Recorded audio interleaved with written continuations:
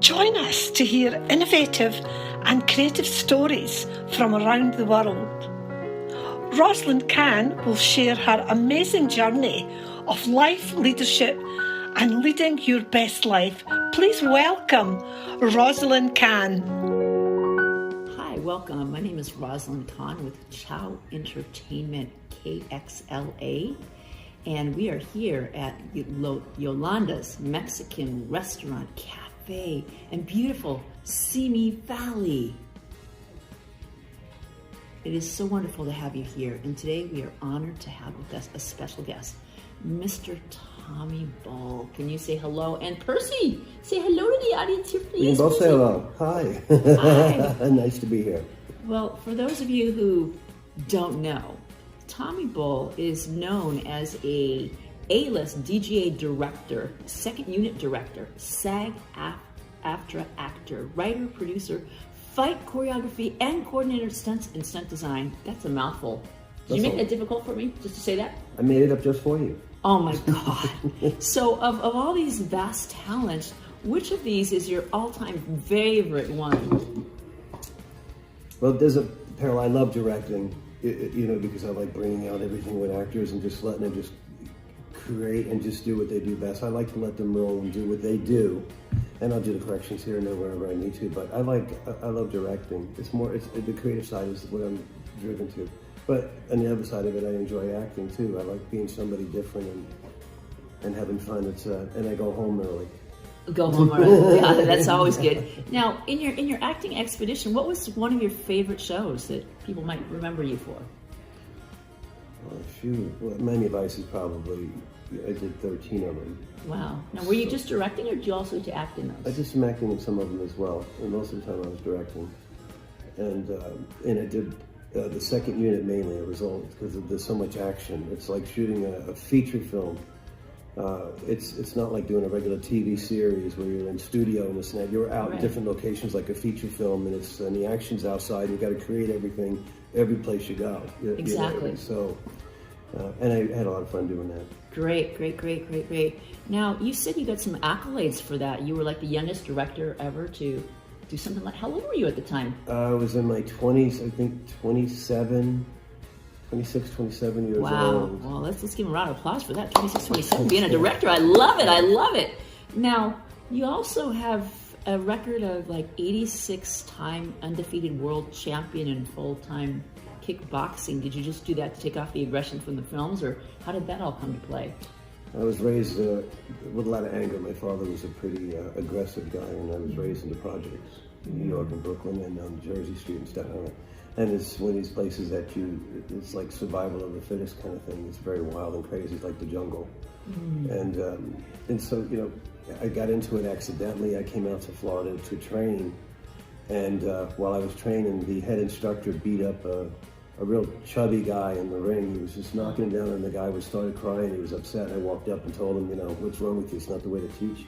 Right. You don't intimidate people to teach them things. You have to build their confidence and have them feel good about themselves. You don't take that away. And he offered me to get in the ring with him, and I destroyed him in the ring. And so the owner of the studio was called Pro Karate Studios in West Palm Beach, and he contacted me that night, wanted me to come to the studio, to the karate studio, and I said, I'll do it in the morning. And I came, and he put all these trophies in this waiting room, living room kind of area. And he said to me, do you know who I am? And I said, no, nor do I care, but you got to be a jerk too if you're going to have an instructor that teaches this way. So he said, how would you like a chance to get in the ring with me? And I said, anytime. And he said, okay. And I didn't know he was a world champion. So I took his title. I knocked him out in West Palm Beach Arena. Okay. Yeah. And that's how I became, so it was accidental. And then I had to defend the title after that, Wow. I mean, that's an amazing story. But, what really moves my heart is the fact that you saw him beating up a young kid, and you said this is not the way to teach. How many people would hold that inside of them and say, "Oh, I can't tell him, it's not my job. It's not my job." But I think that's one of the things. Probably most because they don't want to, get challenged by the head instructor of the school, And he had a kind of a tall, skinny guy, like 6'4" and thin.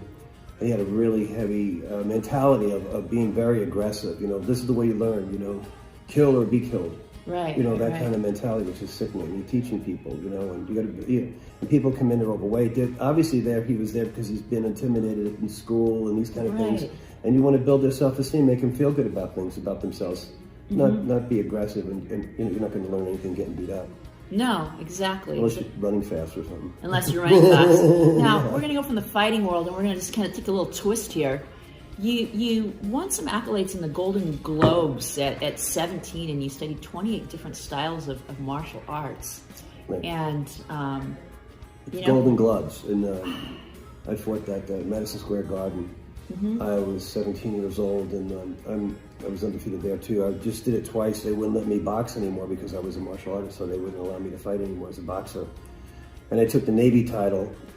He was stationed in Brooklyn, in Navy Yard in Brooklyn, a 28-year-old champion, and I was 17, and I TKO'd him, knocked him out, you know, in the ring, you know.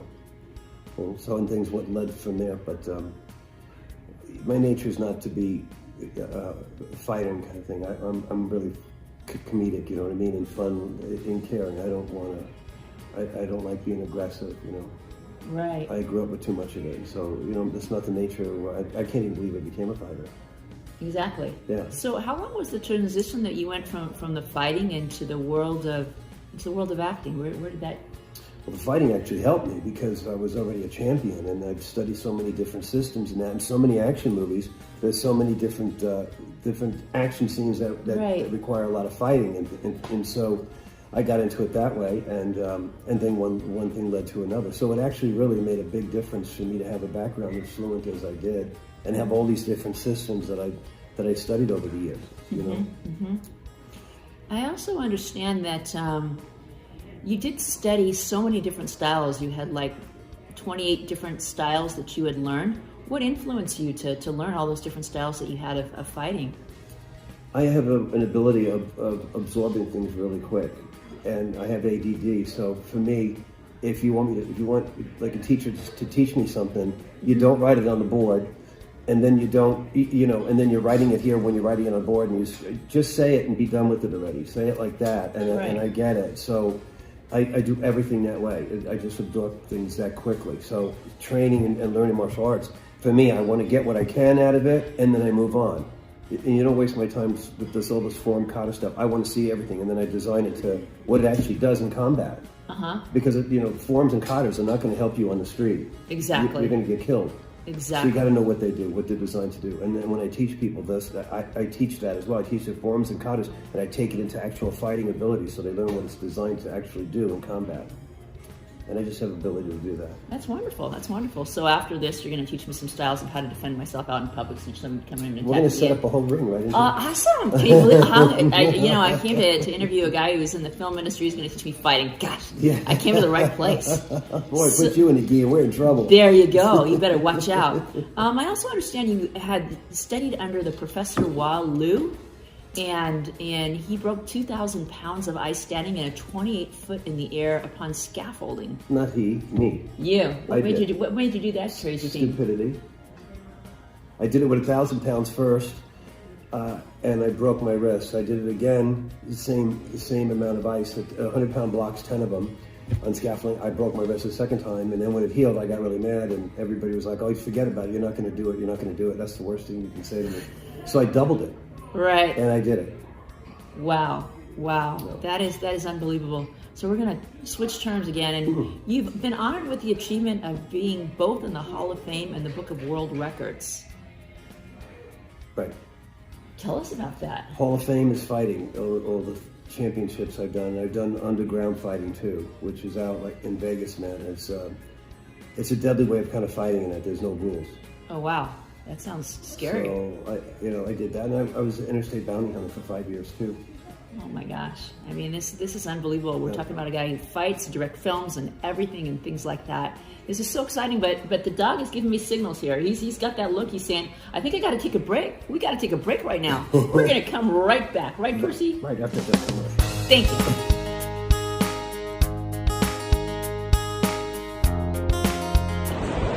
Hi, my friends. My name is Rosalyn Kahn. It's a pleasure to speak with you today. Here, wishing you that living the best life with Rosalyn Kahn. Enjoy the sights and scenes of beautiful mountain. Taking this splendor, taking this beauty. appreciating. It is absolutely gorgeous. Don't you just love the sights and sounds? That's what living the best life with Rosalyn Kahn is. I hope you're enjoying the beauty, the serenity of everything around us. So thank you so much. Gratitude beyond words. Namaste. Thank you.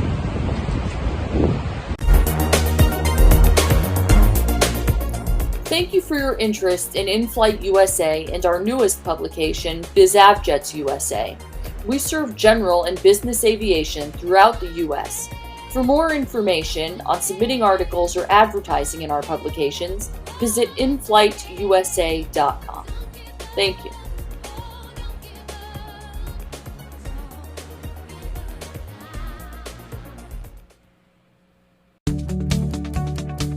Did you know the number one way to earn money is speaking? Everyone thinks public speaking is the worst. Some people are so scared they never even get started. Your story deserves to be shared. You can learn from top speakers. You need to join Standout Stars for their free Week of Kindness and Gratitude Summit. Learn how to get out of your comfort zone and grow to the next level. Develop new skills in business. Find out how experts get motivated to increase their workflow. Develop your writing skills. Find your passion and learn to share it with the world. Unlock secrets to improving the production of your podcast and increase lead generation.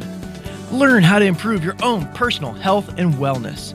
This is a virtual event which runs January 16th through 21st. Sign up on our website at weekofkindness.com free. Be sure to visit weekofkindness.com. Sign up right now. Senior Care Authority is a one-stop solution for helping you locate senior living options. We understand the care, the costs, and the safety records of hundreds of communities, from assisted living and memory care to independent living and even skilled nursing. We help families cut through the complexity to make courageous, informed decisions under difficult circumstances.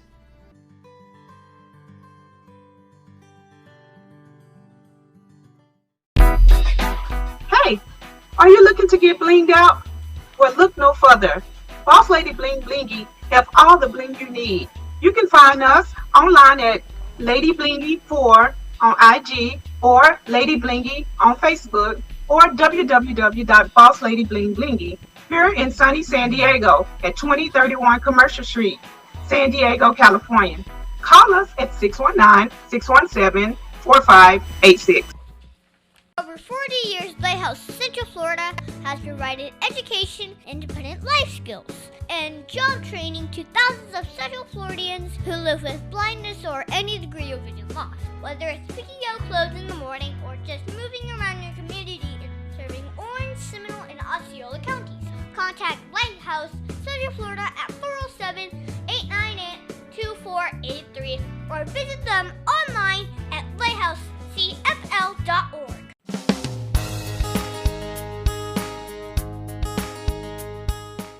All right, so if you left off and you don't know where we've been to, we talked about Tony's long list of accolades. We couldn't say them all, but he went ahead and talked to us about his life in kickboxing. How he started that as a young kid growing up in a bad neighborhood back in New York, and he was telling how that taught him the world to fight and about winning this ice and how he kept doing it twice. He said, never tell Tommy something that he can't do because he's going to come back and prove you wrong.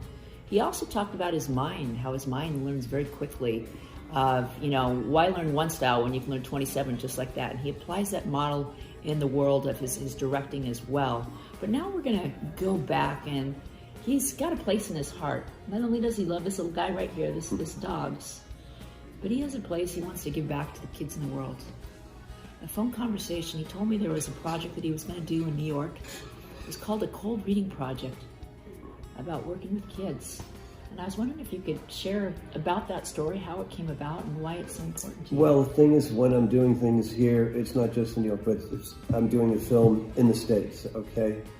I want to go into a low-end area, like where I grew up in the projects, and I want to have a cold reading, and, if there's a kid role or whatever, I want to have where I'm going to take the best, the cream crop, you know what I mean? Because there's a natural abilities of everything, and you advance by training. You learn your craft, no matter what it is, regardless, right? Right. So I see the ability within a kid, and then I'm going to take him and, so to speak, put him into Hollywood. I'm going to cast him, train him, and put him in a film.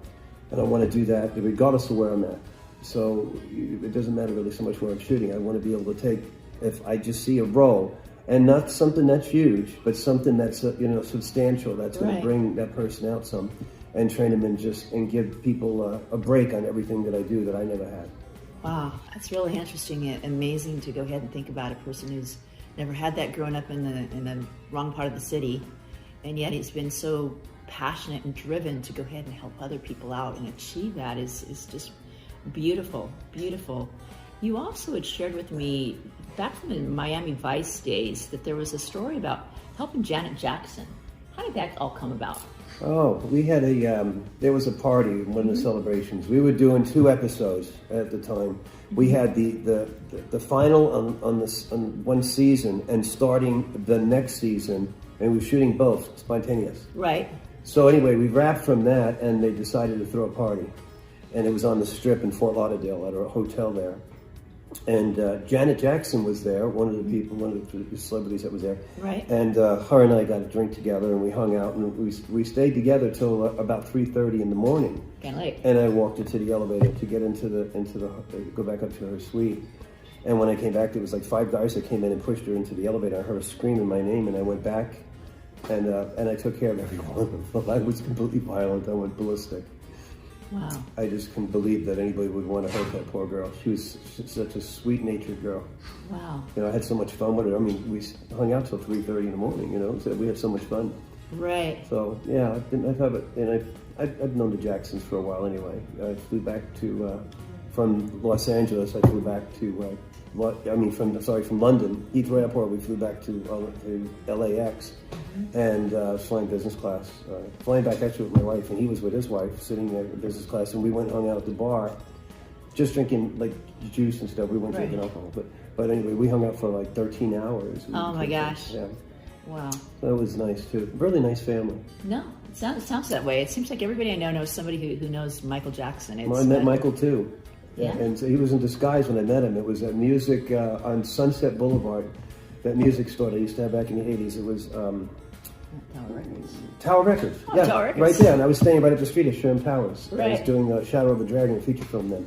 And so I was walking down, just to go for a walk down to Sunset and that, just for a little stroll. And it was a 64 Ford, like an old Falcon. And all I had was a gray prime paint on it. It was really ugly, right? An old...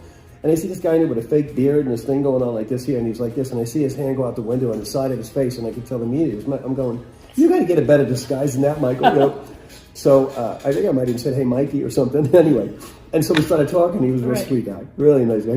You could tell it's that obvious. He goes, "Wow." I said, "I'm glad I didn't go in the store." It was cute, yeah. Really nice. Wow. Yeah. No, that's interesting. And you were telling me a story yesterday about this cousins you have. You have cousins with everybody that everybody knows. It's interesting. I've been told he's been my cousin, so we've spoke before. And they do these long traces into your bloodlines and that. And several people who do that came back to me and said, "You have really quite interesting bloodlines in that." And then they came back and said that Guy Ritchie, and I spoke to him a few different times too, and Madonna, that's my cousin. So, and he's a film director and a really heavy duty one. I mean, he's big time. Yeah, he's based. He's got an office in LA, but he's based in England. And Madonna and him opened up a pub, and when I was there, my wife, they invited us to go to the pub. They just got a pub. We didn't have time to go. So it was one of those things. She was designing a store for a champagne bar and everything for St. John's at Harris. Right. So they had like a 1,500 square foot place to design that, and we had different meetings, and I had different events that I was doing when I was there too. Wow. So we never got a chance to go to the pub, but yeah. Oh, they always say it's just 7 degrees of separation between you and someone else that you want to meet. Isn't that kind of funny? Yeah. It is how it works very, out. very small world. Yeah. But, I remember, I love going back to people in their childhood. And there was a story that you had with your mom, sitting there watching television because you said your dad had a problem with alcohol. Yeah. And you would get up as a little kid, and what would you do for your mom? We had a little black and white oval television, and she stayed up at night because she was afraid to go into the bedroom with him. Right. And so I'd sit out in the living room with her just to keep her company. late at night we'd watch these late movies, and I love the music sound. The sound they would start late movies, and I'd watch like James Cagney, all these different things. And so I started acting the scenes, and then I didn't like the way some things were directed, and I started redirecting everything. And my mother would sit there just crying her eyes out. She said, "How do you know these things?" And she said, "You know, it's impossible. It's never going to happen." And I never heard her say it to me and she said, "I should have never said that to you when I was an adult." And I'm like, what? I never heard you say it. I just blocked it out. But she said, "You got to be born into the business. You got to have a lot of money. You got to be this. You got to be that. You just don't get into Hollywood and become, you know, a director or anything like that. You know, it doesn't happen." You know, she kept telling me it was a pipe dream. Right. But I never heard her tell me that. Well, it's amazing of how many kids in our world are taught that you can't do this and you can't do that. She said, "I wish I never said that to you." And I said, "It doesn't matter. I don't remember you ever saying it to me. You know, I must have blocked it out." Right. You know? And it's strange how, you know, so many people have these parents who go ahead and tell them things and they let those become a reality. But your own mental block said, "No, I'm not going to go ahead and do that," you know. When you had a game that you used to play with your grandpa, what was that about? He was born and raised in Naples, Italy. This is my mother's side. My grandmother was from Venice. She was born in Rome, but raised in Venice. And my other side, Scottish and English. That's how we got rich. But anyways, they owned a home in Brooklyn, and I would play cowboys and Indians and stuff like that with him. And I'd be the sheriff, and always arresting my grandpa. You know, and he had gas airplanes too, which my grandmother took away from me. She was always too dangerous. You know, I was too young to be playing with it, but I had no problem with it. You know, it's hard to even believe we had little gas airplanes, remote things you can do back then when I was a kid, but we had them too. But I'd chase him around, and I always arrested my grandpa. Always arrested him. I had to take him in. It was, you know, he just loved it. We had so much fun. He was a real jolly man. Wow, that is really amazing. Now, I see here that you have a dog, and you're very attached to this dog. And we have this book on dogs and roses, for those of you who don't know, reducing stress with stress and anxiety in today's troubled times. It's got this beautiful, gorgeous lady. I don't know if you've seen her around. Oh yeah, she looks familiar to me. Wow. Yeah. Isn't she? Awesome. It's a great book. It's a great book, and it has all sorts of pictures of dogs and roses and things like that. You should show it around so the other people can see. Great, beautiful people there. Lovely lady. And there she is. So it is a great book. Now, I know that you love dogs because you have this dog here. And if you could just tell us, what was the attraction of, how have you become attached to dogs as so much a part of who you are, and when did it start? Oh God, when I was real little, we got German Shepherds, puppies and stuff, but we never were able to keep them. Somehow things went bad, and my father would get really upset with me. So anyway, the dog they'd get real attached to me. And my father had a lot of resentment to that, you know. And I came home from school one day in Brooklyn, and looking for my dog, and my mother said that he ran away. Oh, no. And I was devastated for months. Oh no, she told me he got hit by a truck. And it turned out they gave him away. So I just had to remember what the story was with that. But I would sit underneath the table. He had a bowl, and I just stayed there. Just because I could smell his scent, you know. I just get so attached. I get really attached to my babies. You know, they mean the world to me. Well, it's a good thing we took the dog out for a little bit. You know, we just needed to get some extra air, as you know how it goes with these dogs. You never know what's going on. But we're going to be wrapping up really quick, but I had one really special story I wanted to share with you. You know, we haven't talked very much about what he's done in the director's world, but there was a scene that was in your director's reel that people can watch after this. But tell us what was going on behind that. Can you paint a picture for us? Well, there was one episode I did of Miami Vice, Smuggler's Blues, and I had a lot of explosions in that episode and the different things in a chase scene. And one chase scene I designed, and mind you, back in those days, everything was rough. You didn't have the CGI, you didn't have all that stuff. You had to really create everything, design it, and then you only have one shot of doing it. You don't have, you know, okay, let's redo it again and again. You can't do that. Right.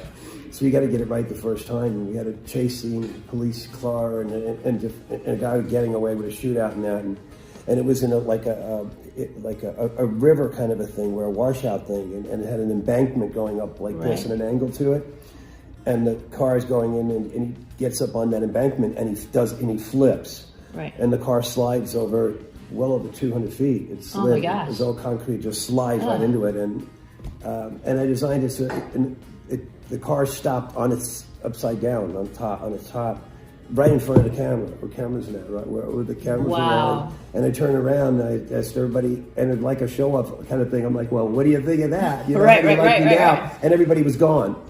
My director of photography, everybody, my AD, everybody was gone. They just ran away. They thought the car was going to run everybody over. Oh my God, that is amazing. So we've heard it from Tommy Bull, who came all the way down from the mountain just to see us. Brought the famous Percy here. Percy here, say hi to that crowd. Percy. He's just loving it up here. And I was so honored that you would make the trip out here to be with me, to let people know on Chow Entertainment that there are directors, there are opportunities, there are options.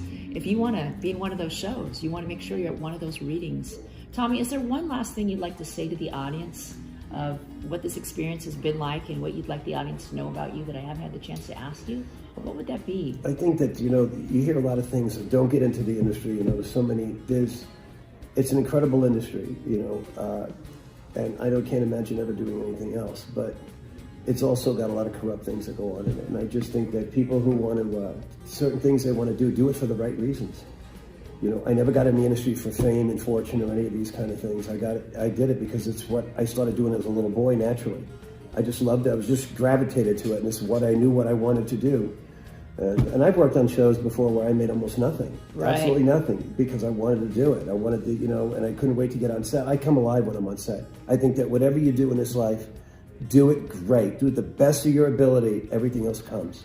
And love what you do. No, that's really simple. Do the best that you can do in every single situation. We've had it. Tommy's got some great movies that are coming up and out, and so you better be on the lookout for the name of Tommy Bull, the director, and of course there's Percy. Woohoo! Yeah. Thank you so much. Gratitude beyond words. Rosalyn Kahn with Chow Entertainment, living the best life. Thank you.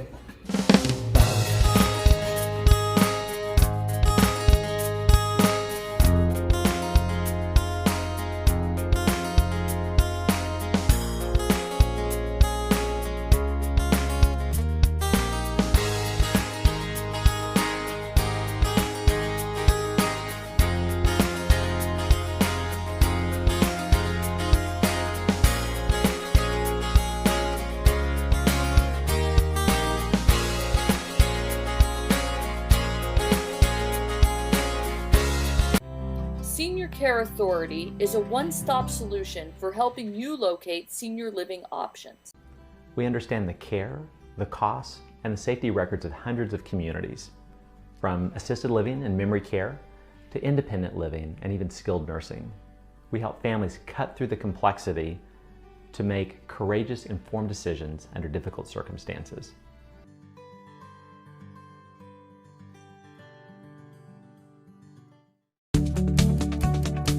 Did you know the #1 way to earn money is speaking? Everyone thinks public speaking is the worst.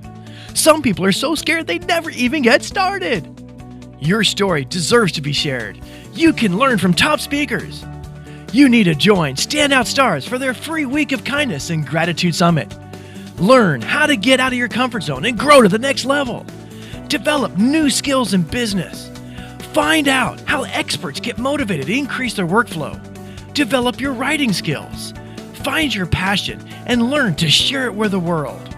Unlock secrets to improving the production of your podcast and increase lead generation. Learn how to improve your own personal health and wellness.